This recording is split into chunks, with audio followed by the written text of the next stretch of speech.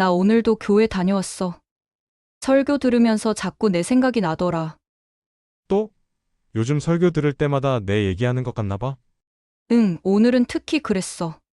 사랑하는 사람이 있다면 꼭 복음을 전해야 된다고. 그게 진짜 사랑이라고. 그래서? 그래서 말인데, 지훈아, 예수님 믿는 거 진지하게 한번 생각해봤으면 좋겠어. 음.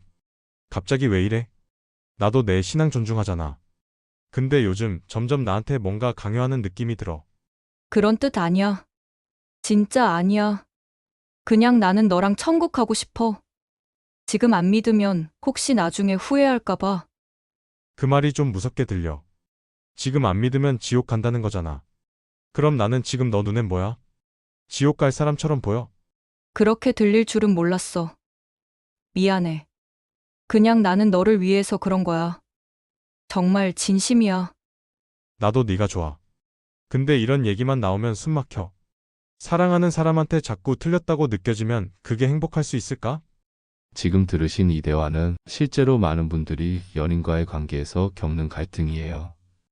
진심으로 사랑해서 상대에게 믿음을 전하고 싶은데 그 표현 방식이 오히려 부담이 되고 때로는 상처가 되기도 하죠. 신앙을 전하고 싶은 마음 그 자체는 잘못이 아닙니다. 그건 오히려 진짜 사랑일 수 있어요. 하지만 중요한 건 어떻게 말하느냐, 그리고 어떤 태도로 다가가느냐입니다. 예수님은 우리에게 이렇게 말씀하셨어요. 요한계시록 3장 20절 말씀입니다. 볼지어다 내가 문 밖에 서서 두드리노니 누구든지 내 음성을 듣고 문을 열면 내가 그에게로 들어가 그와 더불어 먹고 그는 나와 더불어 먹으리라. 예수님은 마음의 문을 억지로 열지 않으십니다. 그저 조용히 부드럽게 두드리세요. 그리고 기다리십니다. 그래서 우리도 내가 사랑하는 사람에게 믿음을 전할 때 두드리고 기다리는 마음이 필요해요. 결코 문을 밀어붙이거나 상대를 죄인처럼 몰아가선 안 됩니다. 또 성경에는 이런 말씀도 나옵니다. 베드로전서 3장 1절에서 2절 말씀인데요. 아내들아, 말씀을 순종하지 않는 자라도 말이 아니라 아내의 행실로 말미암아 구원을 얻게 하려 함이니 너희의 두려워하며 정결한 행실을 보라. 이 말씀이 의미하는 건 설득하려고 말로 쏟아내지 말고 삶의 모습으로 하나님을 보여주라는 거예요. 내가 진짜로 하나님을 믿는 사람이라면 그 믿음은 말보다 표정에서, 말투에서, 선택에서, 참는 태도에서 보여야 합니다. 그걸 보고 감동한 사람이 왜 넌 그렇게 평안해? 왜 넌 그렇게 부드러워? 라고 묻게 될 때 복음은 강요가 아닌 초대가 됩니다. 또 고린도전서 3장 6절에서는 이렇게 말합니다. 나는 심었고 아볼로는 물을 주었으되 오직 하나님께서 자라나게 하셨나니. 복음은 내가 전달할 수는 있어도 그 사람의 마음속에서 자라게 하시는 분은 오직 하나님이세요. 그러니까 결과보다 관계에 집중하는 태도, 그게 중요합니다. 사랑하는 여러분, 혹시 지금 누군가에게 복음을 전하고 싶은데 자꾸 거부당하고 있다면 그 사람이 마음을 닫는 게 아니라 내 표현 방식이 문을 막고 있지는 않은지 한번 돌아봐야 합니다. 복음은 두려움이 아니라 소망입니다. 복음은 정죄가 아니라 사랑입니다. 디모데후서 1장 7절에서 이렇게 말씀하죠. 하나님이 우리에게 주신 것은 두려워하는 마음이 아니요 오직 능력과 사랑과 절제하는 마음이니 그리고 그 복음은 나의 변화된 삶을 통해 조용히 천천히 전달되어야 합니다. 내가 먼저 바뀌면 상대의 마음이 열릴 수 있어요.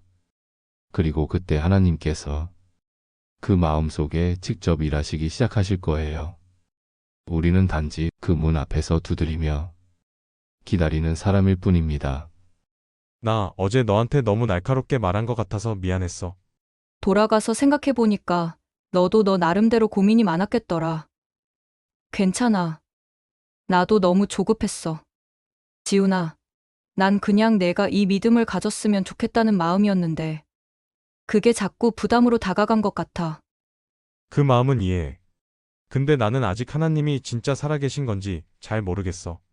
믿는 게 그냥 좋은 사람 되자는 철학 정도로 느껴질 때도 있고, 그런 생각 드는 거 당연해. 신앙은 억지로 생기는 게 아니잖아. 나도 처음엔 진짜 하나님이 계신가 많이 고민했어.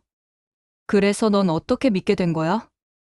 응, 누가 날 설득해서가 아니라 삶 속에서 하나님을 느꼈어.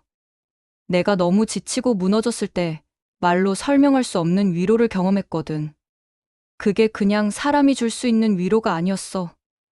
그런 건 좀 부럽다. 지훈아, 나는 내가 준비되었을 때 하나님을 만나길 바래. 지금은 그냥 내 곁에서 있는 그대로의 너를 함께하고 싶어. 이 대화는 이전 상황과는 조금 다르죠. 이제는 강요보다 이해와 대화가 중심이 되고 있어요. 여전히 믿음의 차이가 있지만 두 사람은 서로의 마음을 좀 더 존중하고 있습니다. 수지는 더 이상 지훈을 바꾸려고 하지 않아요. 대신 자신이 믿는 하나님을 어떻게 경험했는지를 진솔하게 나눕니다. 그리고 그 과정 속에서 중요한 변화가 일어나죠. 지훈이 부럽다는 감정을 표현한 거예요. 이건 굉장히 의미 있는 장면입니다. 논쟁이 아니라 삶의 감동이 사람의 마음을 움직이기 시작한 순간이죠. 성경은 이렇게 말합니다. 로마서 2장 4절 말씀입니다. 하나님의 인자하심이 너를 인도하여 회개하게 하심이니라. 여기서 인자하심에 주목해 보세요. 하나님의 마음은 정죄나 협박이 아니라 인자하심으로 사람을 변화시키신다는 뜻이에요. 그러니까 우리도 그분의 방식처럼 부드럽고 인격적인 접근을 해야 합니다. 또 잠언 15장 1절에서는 이렇게 말씀하고 있어요. 부드러운 대답은 분노를 쉬게 하여도 과격한 말은 노를 격동하느니라. 우리가 사랑하는 사람에게 신앙을 전할 때 아무리 말이 옳아도 말투나 태도가 공격적으로 들리면 상대는 마음을 닫게 됩니다. 오히려 부드러운 말, 기다리는 태도, 논리보다 따뜻한 온기가 사람의 마음을 엽니다. 그리고 갈라디아서 6장 9절 말씀입니다. 우리가 선을 행하되 낙심하지 말지니 포기하지 아니하면 때가 이름에 거두리라. 지금 당장은 아무 일도 안 일어나는 것처럼 보여도 사랑하는 사람을 위해 기도하고 변함없는 태도로 곁을 지켜주는 것, 그게 결국 하나님께서 사용하시는 길이에요. 때가 되면 하나님께서 열매를 거두게 하신다는 약속입니다. 신앙이 다른 연인과의 관계에서 우리가 할 수 있는 가장 좋은 방법은 상대를 바꾸려 하지 않고 내가 복음이 되는 것입니다. 말하지 않아도 나의 평안함, 나의 인내, 나의 사랑이 하나님을 전하게 됩니다. 수진아, 솔직히 말해도 돼? 너랑 종교 얘기 나올 때마다 좀 지치는 것 같아. 응, 괜찮아. 말해줘. 너는 늘 잘해주고 나도 고맙게 생각해. 근데 신앙 이야기가 나오면 자꾸 내가 틀린 사람처럼 느껴져. 우리 믿음에 대한 얘긴 조금 쉬면 안 될까? 그래. 사실 나도 그동안 너무 말이 많았던 것 같아. 기도는 계속 하고 있었는데 자꾸 불안하니까 그게 말로 나왔던 것 같아. 나는 네가 그런 진심을 가진 건 알아. 근데 믿음은 억지로 되는 게 아니잖아. 나한테도 내 속도라는 게 있거든. 맞아. 사실 요즘 나도 기도하면서 좀 느꼈어. 내 마음을 더 기다려줘야겠다고. 그리고 내가 먼저 하나님 안에서 평안해져야겠더라고. 이제 갈등은 어느 정도 깊어진 상태입니다. 지우는 불편함을 표현하고 수진도 조심스러워졌죠. 이 상황에서 가장 중요한 건 거리를 두는 것이 곧 포기가 아니라는 사실을 아는 거예요. 성경은 갈등을 무조건 밀어붙이지 말고 때로는 지혜롭게 물러나는 태도를 말씀합니다. 전도서 3장 7절 말씀입니다. 잠잠할 때가 있고 말할 때가 있으며 복음을 전하는 것도 마찬가지입니다. 지금은 말할 때가 아니라 잠잠할 때일 수 있어요. 모든 대화가 열매 맺는 건 아니니까요. 때로는 침묵 속에서 하나님께서 일하실 시간을 드리는 게 가장 지혜로운 선택일 수 있습니다. 잠언 17장 14절에서는 이렇게 말합니다. 다툼의 시작은 두개울에서 물이 터져 나온 같으니 싸움이 일어나기 전에 그칠 것이니라. 이 말씀은 아주 현실적이죠. 종교 갈등이 격해지면 관계 자체가 무너질 수 있어요. 그래서 하나님은 싸움이 일어나기 전에 먼저 마음을 다스리라고 말씀하십니다. 요한복음 16장 13절 예수님께서 이렇게 말씀하십니다. 진리의 성령이 오시면 그가 너희를 모든 진리 가운데로 인도하시리라. 내가 전하는 말보다 성령님이 직접 일하시는 시간이 더 강력할 수 있어요. 우리는 그저 기도하며 기다리는 조력자일 뿐입니다. 지혜로운 서로 기다리기 이렇게 하세요. 첫째, 대화보다 기도로 전환하세요. 말이 갈등을 낳기 시작하면 침묵과 기도가 더 강력한 메시지가 됩니다. 둘째, 상대의 입장에서 생각해 보세요. 나는 이 말을 들을 준비가 되어 있었을까? 이런 질문을 통해 공감 능력을 키울 수 있어요. 셋째, 내 신앙을 먼저 정돈하세요. 상대를 바꾸려는 초조함보다는 내가 지금 하나님 안에서 평안한가? 를 먼저 점검해 보세요. 골로새서 4장 6절 말씀입니다. 너희 말을 항상 은혜 가운데서 하라. 소금으로 맛을 냄과 같이 하라. 그리하면 각 사람에게 마땅히 대답할 것을 알리라. 이 구절은 결국 내가 어떤 말투와 태도로 말하느냐가 더 중요하다는 걸 알려줍니다. 말을 멈춰야 할 때 멈추고 기도해야 할 때 기도하는 것이 성숙한 신앙인의 모습입니다. 시편 37편 7절에서 다윗은 이렇게 고백합니다. 여호와 앞에 잠잠하고 참고 기다리라. 복음을 전하는 일에도 이 말씀은 그대로 적용됩니다. 기다리는 건 포기가 아닙니다. 진짜 믿음은 하나님께서 일하실 수 있도록 기다려드리는 것이에요. 수진아, 우리 계속 이렇게 가도 괜찮은 걸까? 신앙 얘기만 나오면 아직도 서로 조심하게 되고, 이게 맞는 건가 싶기도 해. 나도 요즘 그런 생각 자주 해. 사랑하는 마음은 분명히 있는데, 그게 항상 평안한 건 아니니까. 솔직히 말해서, 너한텐 신앙이 너무 크고 중요한 부분인데, 난 아직 거기까지는 못 따라가고 있으니까. 지훈아, 나는 내가 믿음을 갖지 않았다고 해서 널 덜 사랑하는 건 아니야. 하지만 내가 평생 함께할 사람이라면 같은 방향을 보고 걸어갈 수 있어야 하지 않을까 하는 생각은 점점 커지더라. 그 말 이해돼. 그리고 미안해. 내가 너만큼 진지하게 신앙에 대해 고민해오진 않았던 것 같아서. 우리 조금 시간을 갖자. 감정이 아닌 기도 안에서 이 관계를 다시 보자. 정말 하나님께 물어보면서. 그래. 나도 그렇게 해볼게. 쉽지 않겠지만 필요한 시간이겠지. 이제 두 사람은 서로를 향한 감정만으로는 관계를 유지하기 어렵다는 걸 느끼고 있습니다.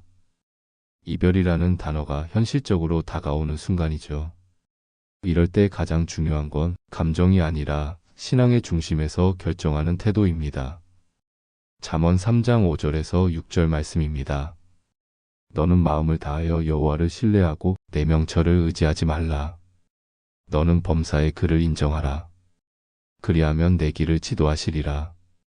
이 말씀은 관계의 방향을 결정할 때 계산이나 감정보다 하나님의 인도하심을 전적으로 신뢰하라는 뜻입니다.